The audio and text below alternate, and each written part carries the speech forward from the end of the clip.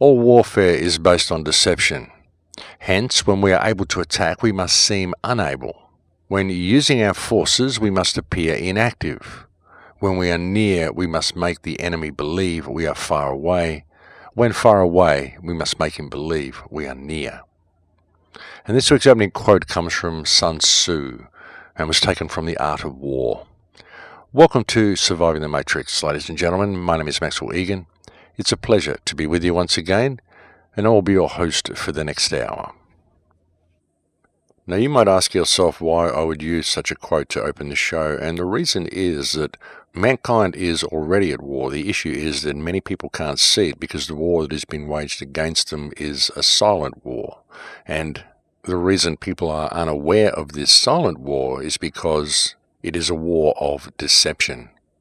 Indeed, ladies and gentlemen, all war is based on deception at its very heart. And something that I've been attempting to alert people to for many years, ever since I put out my first film, The Big Picture, back in 2008, and actually before I even put out films, but the main focus of that film in 2008 was to point out to the populace that the world war that everyone has been waiting for has in fact already started, and many people haven't noticed it simply because it is not the standard World War III that they were expecting. People, when they think of war, they think of bombs and cities being destroyed, but really there are far more subtle forms of warfare that are being waged. And for those who are expecting bombs and cities being destroyed and your typical standard war, then I give you the Middle East, which is a place where we see nothing but continual warfare. And I would suggest that we have been in that state of open World War III ever since the staged attacks of September the 11th, 2001. The countries that have been wiped out since then would definitely tell you that they are part of a war. But these are theatre wars for control, and the real war that is being fought is a war that is being waged by the governments of the world in unison against the people of the world. It's a war of depopulation, and it's a war that is based largely on deception, on propaganda, on what people believe to be true, and it's an ongoing thing, and it's been ongoing for quite a number of years, and it's actually been coming to a real head since the September 11th attacks in 2001. That's where the end game really started, and it's all been leading to this point now, and we are at a very, very crucial point at the moment. We are at a real fork in the road, and this is something that I've been attempting to point out to people in the last few shows, most especially the last show that I did, was a real attempt to look at what the powers that believe they be could pull off with this whole current political situation, the worldwide situation, the cryptocurrency and financial situation. And to be honest, there's an awful lot of speculation surrounding the cryptocurrencies, and many people are adopting an extremely polarized stance on it, regardless of which side they're on. You know, either people really love it and they think it is the absolute savior and it's definitely going to lead us to safety, or people are in absolute fear of it and they think it is the devil's currency and it's going to lead us straight to hell. I've even had people posting things saying if you even promote cryptocurrency, you are promoting human enslavement. And people are really not looking at this clearly. I think they're taking far too polarized stances on it, and they're not really looking at the bigger picture. People tend to latch on to any idea that anybody puts out there. The concept that it was written by AI, I mean, we don't know that. It could have been, but we don't know. Some people are speculating that the information coming out from QAnon is AI.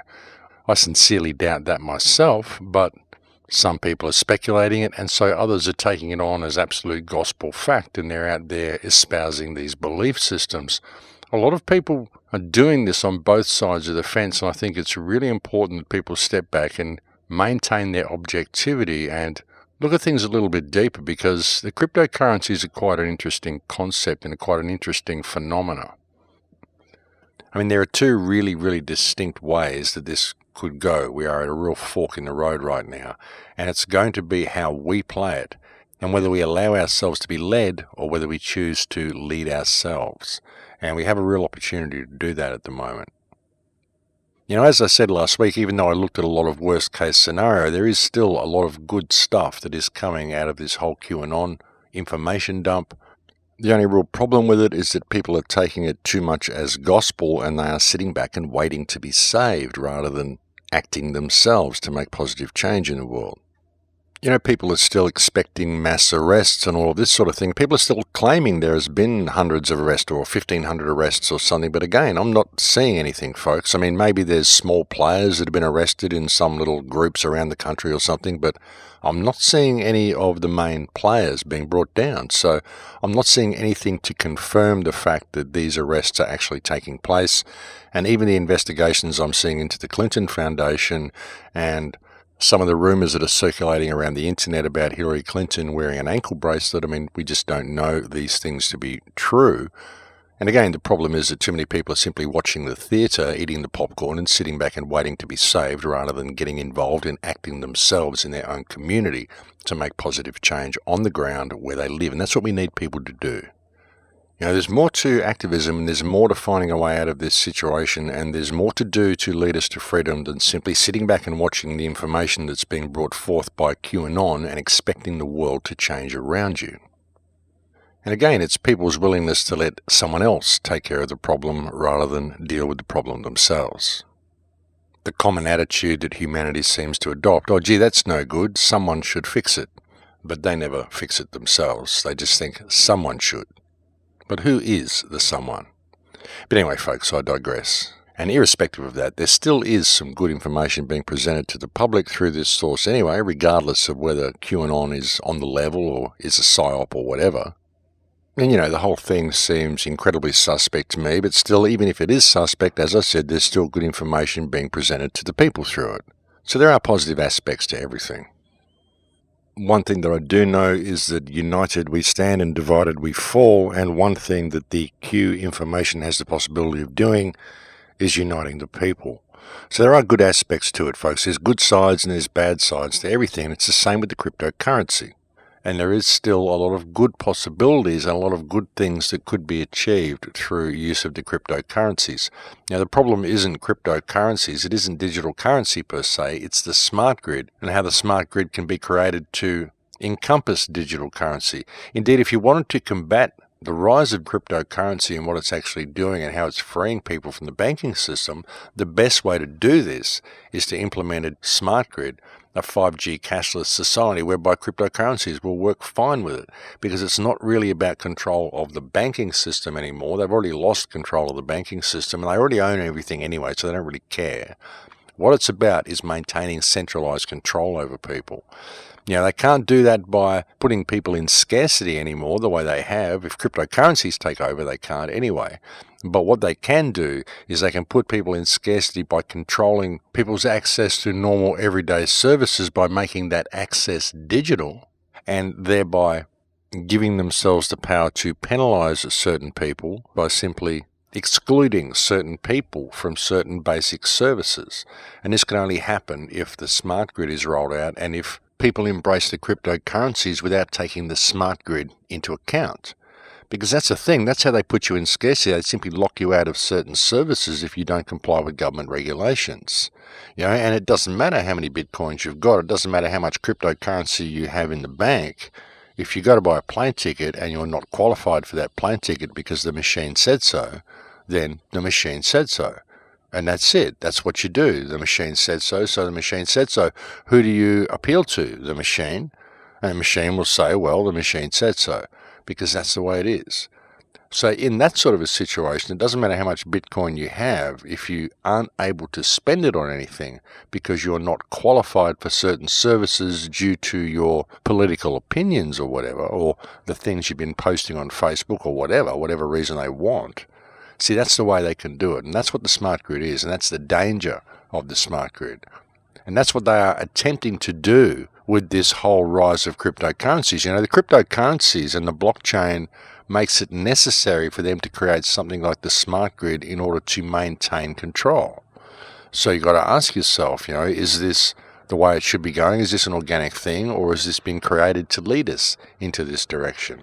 There are good aspects to it and there are bad aspects to it. It's just how we play it and whether we notice where we can be led and whether we actually decide to take control of the situation and, as I said, lead ourselves. You see, that's the thing. Ultimately, it comes down to us. It always comes down to us. It comes down to whether we choose to support the direction they wish to take it, or whether we wish to take it in our own direction. The problem is that too many people, when looking at this whole situation, they're too polarized in their thinking of it. As I said, they either hate the cryptocurrencies and see it as a system that is leading us into the smart grid, or they love the cryptocurrencies and they are embracing them, but they're failing to take the smart grid into account.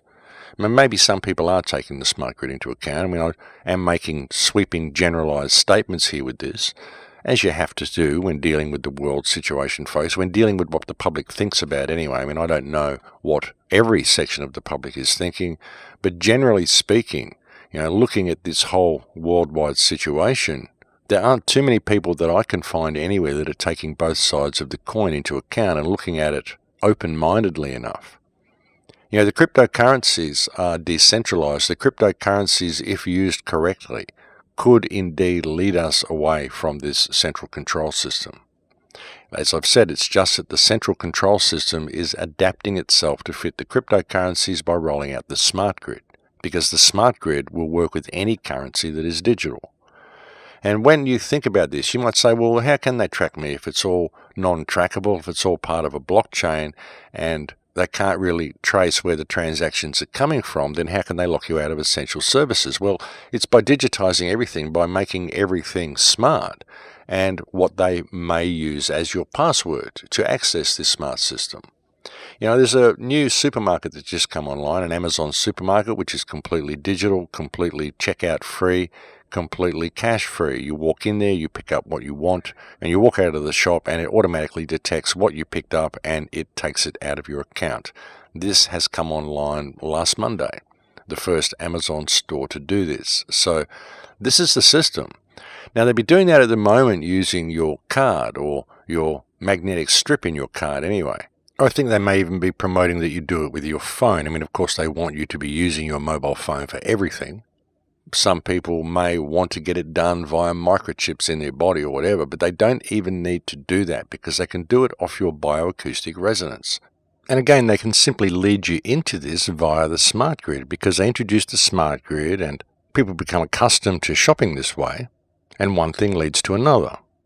And of course, people think it's all just a natural progression and it's all just simply the way things should be done and it all makes perfect sense. And they don't really see that it's all been contrived to lead them into this direction to begin with.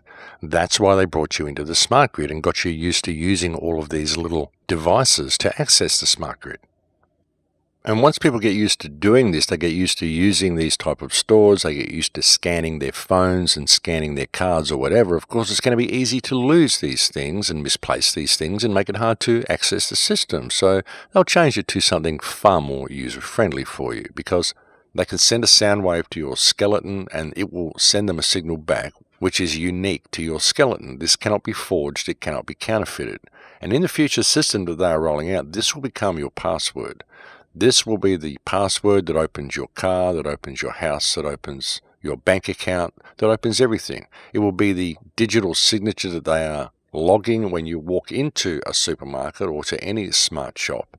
So you won't even need to carry a credit card. You won't even need to be microchipped. They can just use bioacoustic resonance. So when that bioacoustic resonance becomes your password, it's that bioacoustic resonance that is registered as not being qualified for services.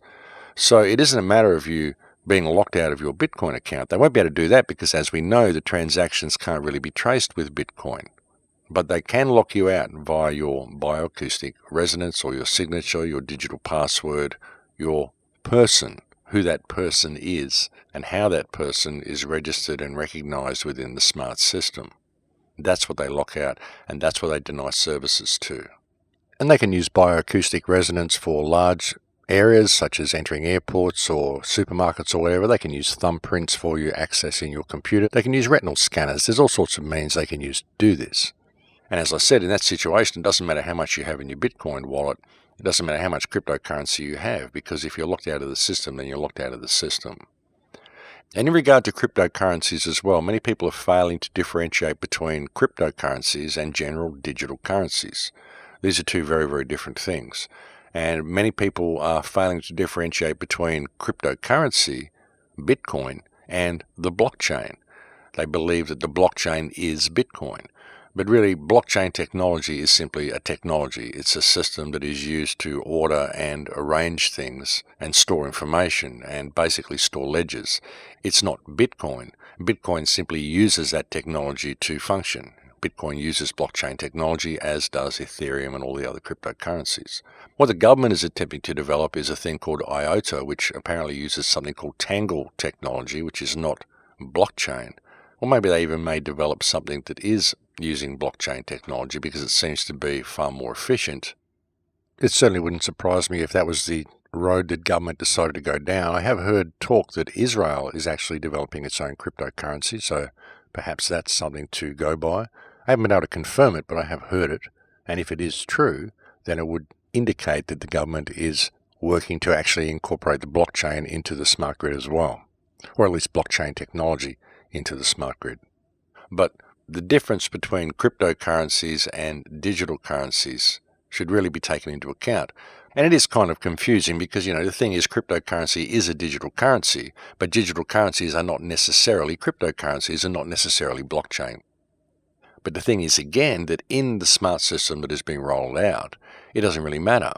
What matters is that the currency is digital in whatever form it takes, and what matters is that they have something like bioacoustic resonance or retinal scans or something like that to use as your password, and then they have the smart system in place. And like I said, in that situation, it doesn't matter whether it's Bitcoin, it doesn't matter whether it's cryptocurrencies or Tangle technology or some other form of currency, as long as it's digital. So in taking all of that into account, again, when you look at the blockchain and you look at cryptocurrencies, you look at Bitcoin, again, there are two very distinct possibilities. Either cryptocurrencies are leading to a state of independent wealth for people and are thereby leading us away from the central control of the banking system. And so the smart grid is being constructed as a means of combating this move away from the banking sector, or cryptocurrencies were created in order to lead us into the smart grid. These are the very two distinct possibilities. The question is, which one is true? And anybody who claims they know the answer to that question really is pulling your legs, folks. They're really clutching at straws because nobody knows which is true, because nobody knows who created the blockchain and nobody knows who created Bitcoin. And that's why we are at a fork in the road, because the way this is going to go is going to be the way we play it, should we choose to actually get involved rather than sitting on the sidelines and just allowing things to unfold. And sitting back on the sidelines and allowing things to unfold is unfortunately a lot of what I see happening with the advent of this QAnon information. I see a lot of people grabbing the popcorn and sitting back and waiting for all these mass arrests to happen, as if that is actually going to fix things, even if it were to happen. And at the same time, many of these people are sitting in fear of the cryptocurrency, or they're in awe of the cryptocurrency. Again, it's a very polarized way of looking at things. But at the risk of sounding all spiritual, airy-fairy, woo-woo about it all, perhaps there's another way of looking at it. And it's extremely difficult to bring understandings to people, spiritual understandings to people, without sounding New Age about it. And indeed, I believe that's one of the reasons the New Age movement was constructed to begin with, was to tie all of these real understandings and real energetic concepts up in this whole New Age woo-woo, apathetic, spiritual, narcissistic movement, in order to hide these concepts and in order to lead people away from them. Anybody who looks at any type of spiritual understandings says, oh, this is all New Age, and they immediately shut down because of all the trappings that go with the New Age movement. And that's what they do, folks. They get real information and they embellish it to the point that it becomes absolutely ridiculous, so that people throw the baby out with the bathwater. And so, as I said, it becomes extremely difficult to present any type of real spiritual concepts to people without them thinking that you've gone off down this New Age pathway. It's very difficult to bring any philosophical or energetic concepts to people without sounding New Age about it. It's very difficult to present these sorts of ideas to people in English, because there simply aren't words in English to explain some of the more deeper understandings of reality. We just don't have the words. I'm pretty certain the English language has been constructed in such a manner as to remove these words and remove these understandings from us. was like in Orwell's book 1984 when they took all the words out that pertained to rebellion or free thought. The people in the reality of that time knew that there was something more to reality, and they knew there was something that they wanted to do. They knew they wanted to rebel, but the words didn't exist in the language to be able to convey those understandings to people. And it's very much like that in attempting to convey spiritual or energetic understandings to people within the confines of the English language, because the words to explain these understandings simply don't exist. So you have to take very roundabout, metaphorical approaches to presenting the information to people. Unfortunately, many people are also extremely blinded by religion, and that's not to say anything against religion. People have their own ideas of what religion is, but unfortunately, there has been organizations and mechanisms that have been superimposed over religion, over the true teachings of whoever you choose to follow. You'll find that the church has imposed its own ideas and its own control mechanism over the teachings of religion, most especially Christianity, simply because it is Christian countries that have actually gone out and formed this whole New World Order system. And they've done it unbeknownst to themselves, unbeknownst to the participants of their religion, but many of them have been led away from the true teachings and have been led away from certain spiritual and energetic concepts regarding reality. And thinking of reality as an energetic universe. And I know, look, I've completely left the topic that I began the show with, but it's important to understand this, and it is relative. Thinking of this as an energetic universe and how you can affect reality by being in the correct energy yourself goes a long way to explaining why there is so much fear that has been superimposed into our mindset. And this is done through religion as well. There's an awful lot of fear in modern religion, a fear of judgment, a fear of this, a fear of that. And there's very few understandings of how this fear affects the world around you and how you are interacting with the world energetically. How you are speaking an energetic language that most people don't even realize they are speaking. It's the language of feeling and emotion. And a lot of people will look at this and think this is just New Age woo-woo, pseudo-spiritual concepts that don't lead anywhere. And a lot of people, religious people, will actually be offended by such statements, but they shouldn't be, because they really should look at the teachings of what their masters were saying, look at the teachings of what Christ was saying. He talked a lot about the feeling that you are in and the state of mind that you are in, and this state of mind that you're in creates an energetic expression, an energetic signature that is picked up by reality around you. We can all do this. We can all feel this. When you've walked into a room and a couple has been fighting in the room, you walk in there and you feel like you can cut the air with a knife because you can feel the energy of the room. So there's no denying that this happens. And it's the same as when you walk into a happy room. You can feel the happiness and the love and the joy in the room. So there's no denying. There's no denying that there is an energetic signature that is left in the reality around you by the emotional state that you are in and what you are projecting into the field around you. And a lot of this has been covered up with all these New Age concepts and hidden from people, and people have been led into this little meditation bubble of spiritual narcissism where they're just going to sit there and think they can meditate the world into being a different place and not applying themselves to the world. So it's a fine line even presenting these type of concepts to people because, as I said, it can be misconstrued and people can take things the wrong way. But it is an energetic universe, and there is an emotional language that we are all speaking all of the time, and many people are not aware of what this language is and the fact that they are even speaking it. And when you can consider this and you can begin to see how it works and even feel how it works, and you can begin to apply these types of concepts, these types of understandings of how emotions and energy works to the current situation, you begin to see how we are being manipulated by having our thoughts controlled, having our minds controlled, by being deceived on so many levels, and allowing our emotions to get in the way of what the reality is, and allowing our emotions to get in the way of ever looking at these things objectively. That's why we take such polarized stances on this. That's why there's people who are completely anti-Trump and people who are completely for Trump, and never the twain shall meet. They will rip each other's throats out before coming to any type of compromise. It's the same with people who love the cryptocurrency and those who fear the cryptocurrency. Never the twain shall meet. They are both polarized in their thinking, and they are allowing their emotions to dictate their reality for them. It's the same with the QAnon information. It's the same with the smart grid. It's the same with the Internet of Things. It's the same with so many issues that we face. people are looking at this from a very polarized perspective, and they're not realizing that the energy that surrounds them is mirroring this reality back to them. It's like people who are always stressed out about money have never got money, because that's the emotional state they're in, and so that's what reality mirrors back to them. And again, these may sound like spiritual new age woo-woo concepts, but they're not. This is actually how it works. And I am actually going somewhere with this, folks, as well. I haven't left the topic that I started on too drastically. I'm just trying to bring these two subjects together because I think it's important that people pay attention to the energetic state they're in and the emotional state they're in, and be aware of the emotional language they are speaking to the energetic field around them. And it really does work, folks, and I'm living proof that it does work. Having these types of spiritual concepts and this awareness of what the emotional state that you're in is and what you are projecting really does make a difference.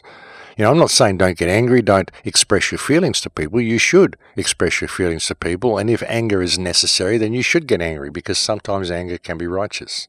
You know, it's when we get angry for the wrong reasons that it's bad. It's when we get angry because of false ego that things go wrong. So I'm not saying don't express your emotions, just be aware that you are speaking an energetic language all the time, and that this language can affect the reality that you live in. Indeed, it affects everybody's reality, because when you think of this as a collective, you think of what the collective consciousness feels.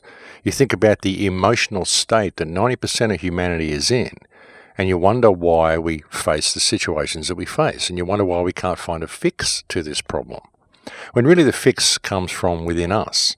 And this is something that I've been talking about for years on this show, folks, the fact that in order to change the world, you first need to change yourself. And it's having a concept of this emotional language that you're speaking that will help do that. This was the basis of the film that I put out in 2012 called The Awakening, and it's the way I live my life. And as I said, folks, I am living proof that it does work. And I'll bring you a couple of examples of this in my life after the break, but I think we've reached break time here, folks. I'm going to have to leave it there for now, and we'll go and have a break. Thank you for joining me on the air today. It's always a pleasure to have your company, and I'll speak to you again in a few minutes. Don't go away. And welcome back, ladies and gentlemen.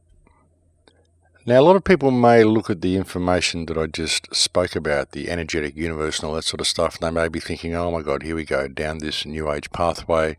And really, that's not what it's about, folks. It's simply understanding how emotions affect reality around you. And as I said, when you can consider this and you can really begin to see how it works, it goes a long way to explaining why they do so much to keep us in a negative state. You know, why the news is always negative. They give you a little feel-good story here and there, always something light and fluffy, but never anything that empowers you. And all of the information is designed to keep you in fear and to keep you unsure of yourself. You know, gaslighting, constant gaslighting by the media, constant gaslighting by the government, telling you that what you feel is not true and you should just go by what they tell you you should feel, and you should always walk between the lines that they dictate you should walk between. And it's not really life, you know. They don't ever allow you to express yourself, and they never really teach you about the true energetic understandings or emotional understandings of the reality around you. You know, a lot of people who have so much difficulty dealing with the information, I mean, a lot of the information that I bring you on the show is just pretty uncomfortable, you know, and I try to turn it around. I really do. You know, when I bring you negative information, I always attempt to show you the reason it's empowering to know this information and what you can do with it. You know, don't dwell on it, don't let it become your reality, but you can't ever fix a problem unless you know what the problem is, and that's why I so often address the problems, but I attempt to show you the way through these problems and the way to deal with it emotionally and energetically, because really that's what it's about. Now, and as an example of this, back in 2008, I was doing the activism work that I've done for so long. I'd been pretty well slogging it out constantly since the attacks of September 11, 2001. I'd been hitting chat rooms and doing everything I could to get information out to people, but I'd never really understood how to harness the power of the internet. I didn't have a website, I didn't have any of that sort of stuff. I used to do a lot of work in the real world. I used to go and give talks to people and hold meetings and just have round table discussions with as many people as I could, just in an attempt to alert people to what was going on. I used to go and participate in community meetings, all sorts of stuff. I mean, I've done this work for most of my life in some form or other. But when I decided to use the power of the internet, I just couldn't really figure out how to do it. And During this period, I used to very often sit in meditation. Now, that's regardless of how people out there may feel about meditation. I personally find it to be highly beneficial. But I was sitting in meditation one day and I had this incredible experience where I basically connected with everything. I connected with an entire quantum universe. It was like I was everywhere all at once. It was really the most profoundly moving experience of my life, and I'll spare you the details because I have explained it in detail on earlier podcasts somewhere. I'm sure I have. If anyone wants me to, well, perhaps I'll explain it again because it was an incredibly moving experience, but it was like reality split, and I just connected with everything and everybody that there was in a quantum field of universes. And it was like I downloaded the entire emotional content of a multiverse of universes into my body. It was just a profound experience. I don't know really how to explain it, but I had this connection with absolutely everything, and I don't even know how long it lasted. It may have been a second, it could have been an hour, I don't know. It was like an eternal moment that I entered. It was so profound, and I took this deep breath, and I fell out of my chair and landed on my knees on the floor, and I cried for 7.5 hours. It was like no other experience I've ever had in my entire life, and nothing that I've ever experienced since, but it was this moment of connection. And I really saw the reality of this being an emotionally based universe, and that we have a higher language that we are speaking. It is the language of feeling and emotion, and this is how we are interacting with the world around us, and we don't know it because we're not aware that we are speaking this language. But we are. We're speaking this language all the time. We are generating an electromagnetic field all the time, and the field is also speaking back to us, and this is called intuition. But very often we don't listen because we've simply forgotten the language and we've never been taught these concepts. But it was a profound experience for me, and it taught me the true nature of prayer, or it helped me understand more completely the true nature of prayer, what it's really about. And trust me, I'm going somewhere with all this, folks. I'm still talking about the smart grid. It's just another way of looking at things. But you look at the true nature of prayer. You look at what we're taught prayer is, how we're taught to pray for things. We're taught to pray for love and to pray for peace. But these are both negative affirmations. By praying for love, you're acknowledging that there is no love. By praying for peace, you are acknowledging that there is no peace. And you look into the way the Native Americans and people in shamanistic traditions pray, and they use the energy field. An American Indian will stand in a stone circle, and to pray for rain, he will put himself in the emotional state where he is standing in the pouring rain, where he can feel it on his skin, he can smell it running down the walls of the hut, he can feel his toes squishing in the mud, he can taste it, he can smell it. And he's basically giving thanks for the prayer already being answered. The prayer already exists, the answer is already there, it has already been manifest. Put yourself in that energetic state, and then it will rain. And I started looking at this, and I started thinking about the concept of prayer, and I thought, well, one of the best ways for me to get the message out to people, one of the best ways for me to reach a massive amount of people with what I have to say, would be to be a radio host. But I didn't know how to be a radio host. I didn't know the first thing about being a radio host. I didn't know how to go about applying for a job to be a radio host or anything. I didn't even know about internet radio at the time. But I just got up and I did my stuff. I made my YouTube clips. I was working on the film The Big Picture at the time. I made that. I finished that film. I was hitting chat rooms all the time as much as I could and trying to wake people up to the fact that 9/11 was an inside job, and I was doing what I could in that space. But I just put myself in the energetic state where I was a radio host. While I was sitting here at the computer, I just put myself in the state. Okay, what would it feel like to be a radio host? So I put myself in that energy. It wasn't that I was pretending I was a radio host. I didn't get up and say, hey, I'm a radio host, and pretend to do all this stuff that I wasn't doing. It wasn't anything like that. I just imagined what it would feel like to be a radio host, and I put myself in that energy and went about my life as I normally do. Did the things that I did every day that I was normally doing and didn't change a thing. And within 6 weeks, I was a radio host. Within 6 weeks, I was offered a show on a station. And the station that I speak on, American Voice Radio, is an actual radio station. You can tune in on your car. It's got a footprint that goes right out across the United States, so it has a potentially very large audience, and it's an actual radio station. It's not just online radio. And I did nothing to secure that position. I made no attempt to become a radio host in any way, shape or form. It just simply came and dropped in my lap, and suddenly I was a radio host. It took 6 weeks. 6 weeks of simply understanding how that energy works and putting myself into that energetic state with absolutely no stake in the outcome. If it didn't happen, it didn't happen. If it didn't work, it didn't work. Whatever I'm doing, whatever path I'm on, I have absolutely no stake in the outcome, because this is all a temporary journey anyway. And we're given all of these parameters and stakes we should measure ourselves to, and we have a stake in the outcome of all this stuff. What for? What for? It's going to be over in a minute. You're only here for a little while.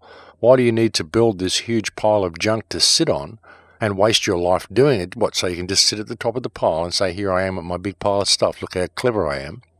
But you missed out on being you. You missed out on the emotional journey of being you. And very often you milked other people's emotions and fed off other people's emotions to get where you are, because that's what we often do without even knowing that we're doing it, because we're speaking this language all the time without even knowing that we're speaking it. So when you think about all this, you think about how we create our own reality via the energetic state and the emotional state that we're in. And then start looking at this. Start looking at the QAnon information. Start looking at the Bitcoin information. Start looking at the blockchain, cryptocurrencies, the whole worldwide situation. What's available to us now and where we could go if we use the tools that are available to us from the correct emotional state, and take advantage of all the opportunities that all of these tools provide, whether or not they have bad points to them. You know, everything can be used for bad. You can pick up a shovel and you can dig a hole and plant a tree, or you can hit someone over the head with it and kill them and dig a grave to bury them. You know, so it's how you use the tools. It's always how you use the tools. And there's always going to be someone that wants to plant a tree, and there's going to be someone that wants to hit someone over the head and bury them. So it doesn't mean the tool is bad, and it doesn't mean both possibilities are not there. Both possibilities are always there. It's the same with the cryptocurrency. It's the same with the information that's coming out with QAnon. It's how we apply ourselves to this information and how we look at it energetically and how we look at it emotionally. You know, even if you think Bitcoin is going to lead you into the smart system, don't be in fear of Bitcoin. If Bitcoin is going to lead you into the smart system and the smart system is unavoidable, then why wouldn't you want to have money when you get in there? You're going to want to have wealth. You're going to want to have something to be able to survive within that system. So there's a good side to that anyway. But again, that's only going to happen if you comply with the smart system, because you can still use cryptocurrency but not comply with the smart system. You don't have to use the smart supermarkets. You don't have to shop digitally all the time. Even if you use Bitcoin, you can go and draw it out from an ATM and shop with cash.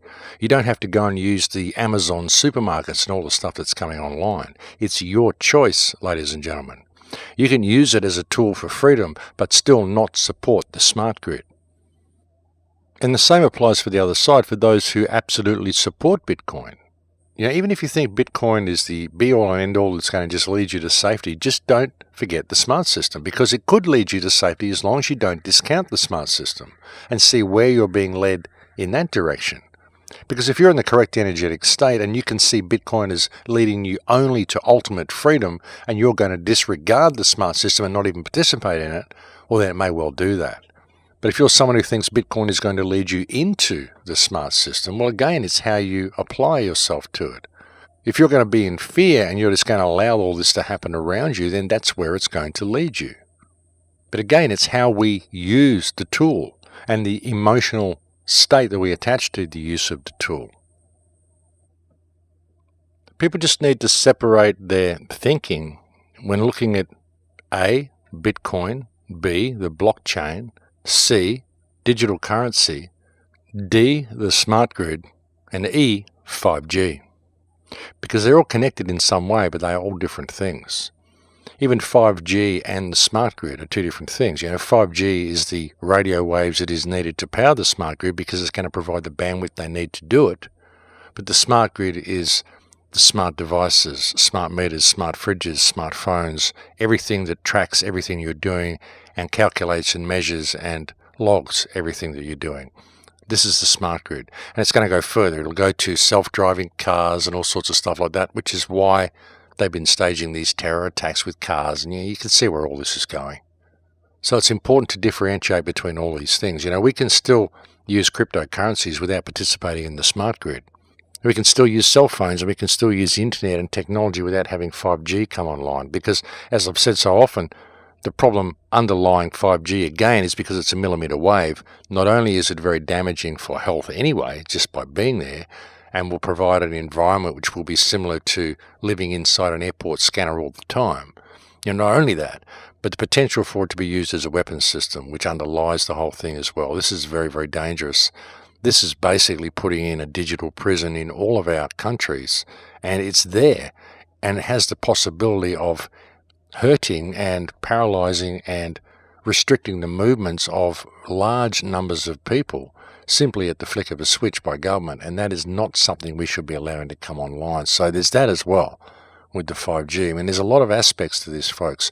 But if we can put ourselves in the correct energetic state, accept the freedom that the cryptocurrencies are bringing to us, accept the freedom that is being offered to us by the exposing of all this bad information by QAnon, and just assume that we are free, assume that we are no longer tolerating wrong behaviour, assume that we are now going to rat out the criminals, and we are now going to name the criminals for who they are, and we make a lot of noise in doing so. We can find a way out of this.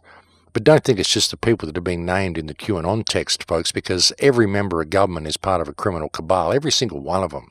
Anyone in government who hasn't spoken out about the fiat currency system, anyone who supports the crimes of Israel, anyone who supports the continued prohibition of cannabis, anyone who supports this entire fake war of terror or the bombing of Syria or any of the stuff that's going on, folks, let's face it, there's no grey area here. Any politician who is in a position of office at the moment who has not spoken out about all these things, any politician who supports this fake war of terror and has not been asking for a new investigation into 9/11 should be removed from office immediately. None of these people are trustworthy. None of these people should have this position. And like I've said before, this is something that we need to take into account with every single thing that we're calculating. Any plan we are trying to formulate to find a way out of this mess.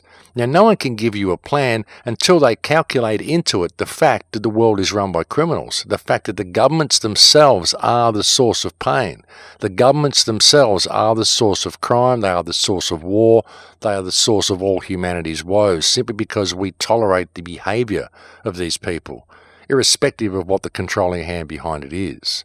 Now, until we calculate that in, until we factor that into our equations, you can't hope to do anything. You can go and teach people about permaculture. It's not going to do any good because you can't put a permaculture garden in anywhere. You can go teach people about cob housing, teach people about earthships, teach people about all these energy efficient ways of doing things. That's great. Go have the workshops, go and learn these skills, and then go and try to do it. Go and try to build an earthship.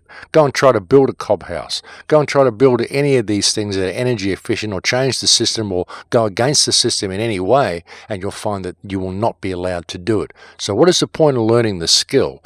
What is the point of even promoting any of this stuff if we are not going to factor into the equation the fact that the government is a criminal enterprise that is going to prevent you from doing any of this stuff?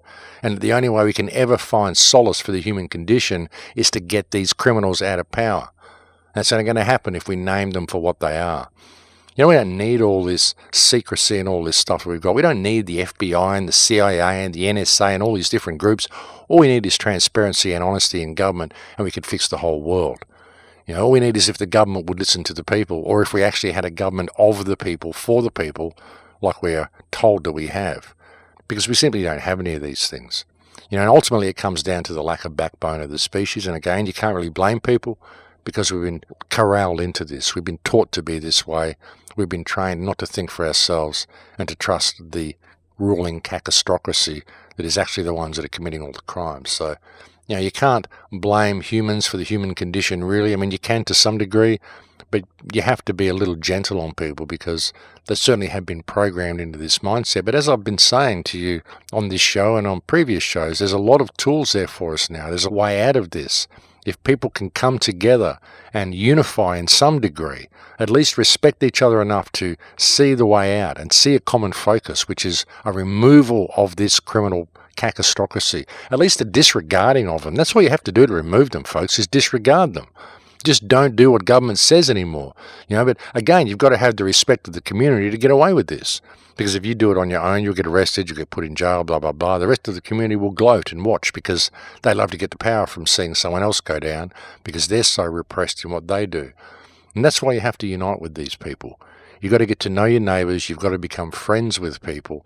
That's the first step to freedom, folks, is becoming friends with people. And you have to know yourself enough to respect yourself enough to be able to respect other people and allow them to think differently, to believe different things, and to be on a different path than you. You want that allowance from them, so you should be giving that allowance to them. That's the first step. That's been something that I've said way back since the first show, but that's the first step. If you can do that, then you have this common unity in the community. You have this unification of the people, a unification of diversity, if that's the way you want to put it, because that's really what it is. A respect for diversity and a unification of spirit against a common enemy, which is the ruling kakistocracy, which has been destroying this world and destroying the lives of the people and farming this species for generation after generation. That's the problem, folks, and we need to identify that, and we can find a way out. And like I said, there's so many tools here for us to do it now.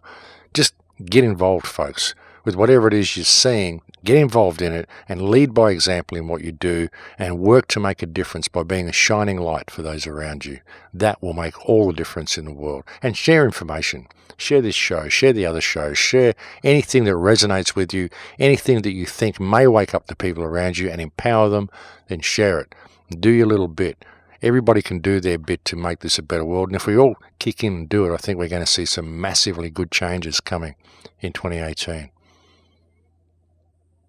Something I'd really like to see would be some focus from people.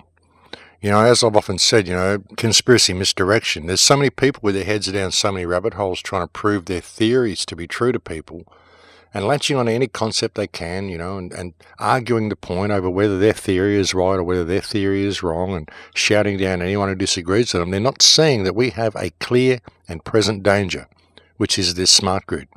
Everybody knows the New World Order is real. Everybody knows governments are criminals. Everybody knows there's a control system. Everybody knows that there's this police state they want to march out. Everybody knows about the corruption, the pedophile rings, all this stuff. We all know what's going on. We're all expecting this big New World Order Leviathan to come online, but nobody's really looking at how it's happening. As I've been saying to people, it's coming out underneath the surface in the form of the smart grid.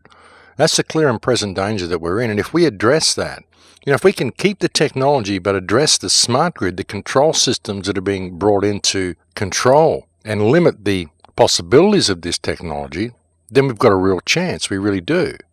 But we've got to see how the technology is being used to limit and control us. We don't need to have any restrictions on the use of the internet and what people can or cannot do. Sure, we'd like to get rid of a lot of the porn on there. That would be a good idea because it's destroying people's minds.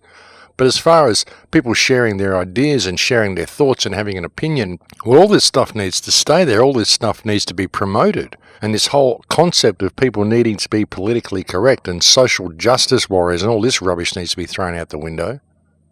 And we don't need to have to pay to be alive. That constant state of scarcity that everyone's been kept in, that's one of the real problems as well. But even again, losing this state of scarcity, we're in danger of allowing the system to collapse around us if we do that. If you gave everyone in the world $1 billion, no one would go to work anymore and the system would stop functioning. You wouldn't have food on the shelves and all this sort of stuff. So, even when we look at all this, folks, we look at freeing ourselves from the system through abundance and all the things that can go with it. It's a fine line that we walk, and we've got to be very, very careful how we play the cards that are being laid on the table for us, but we've got to see that it is a play, and it's going to be how we do it. It's going to be how we use the information and what we decide to do with it. But people have to retain their objectivity through this. Don't be in fear of the cryptocurrency. See how the cryptocurrency could be used to your benefit if we play our cards right. But again, even when you look at that, there's the danger of everything suddenly becoming digital and you're completely dependent upon cryptocurrency and the power goes out. What are you going to do then? Which is why, as I've said, even if you're using cryptocurrency, you need to be pulling money out of a machine and actually using that in the real world when you're spending it. So it's a fine line with all of this stuff, folks. But we've got to look at the tools that are being given to us. I think there is a lot of tools being given to us, and we have to look at how it can be led or how we can lead it if we decide to take control of ourselves. Because that's been the underlying problem all along. is our lack of control of ourselves, our lack of control of the direction our own lives are going in. Very often, because we're running on the treadmill, the whole concept of having to pay to be alive, this is where it all comes from. And this is something that the cryptocurrencies could heal and could alleviate for us. Again, it's a fine line. We've got to be careful in even doing this because of our dependence on this system. And we are dependent on it, folks. For those out there who think, oh, I'm not dependent on the system, well, yes, you are. We all are in some way. There isn't anybody who is so free that they are not dependent upon this system in some way, shape or form. Not unless they're living in some little isolated community somewhere and they're completely self-sufficient and they've got an electrical generator and all that sort of stuff, their own fresh water, all that sort of stuff, which everybody cannot do. It's very, very rare to find people in this position. So we are dependent upon this system in some way. So we don't want to bring the system crashing down. What we need is a system that actually serves us. And the reason it doesn't serve us is because of our tolerance of wrong behaviour. The reason it doesn't serve us is because we simply allow the world to be run by criminals and we just go along with it. And we allow ourselves to be corralled, we allow ourselves to be farmed, we allow ourselves to be coerced into having to pay to be alive. That's a big part of the problem, folks. But being aware of this can solve the problem. And seeing the importance of uniting with your community, can't you see how simple this would be? Imagine if all the people suddenly respected each other and thought, hey, we're not going to do this anymore. We've actually got some great ideas. We've got all these permaculture ideas and all these cob houses and all these earthships and all these things we want to do, and we're just going to do it. And if the government tells us we can't, then we're going to sack the government and we're going to put more responsible managers of infrastructure in there, because that is what government is supposed to do.